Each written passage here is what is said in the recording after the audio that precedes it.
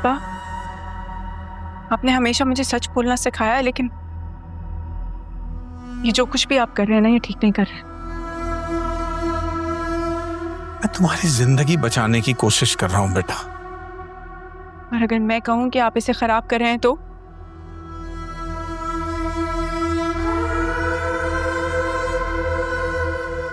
तुम्हारी शादी उसी तारीख को होगी जब मैंने तय की है, और फरहाद ही के साथ हो रही है।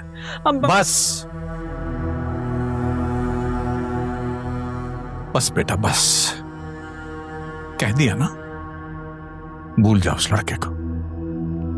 बिछड़ेंगे तुमसे ऐसे, फिर मिल ना पाएंगे, हम जोड़ के टूटा दिल तेरे शहर से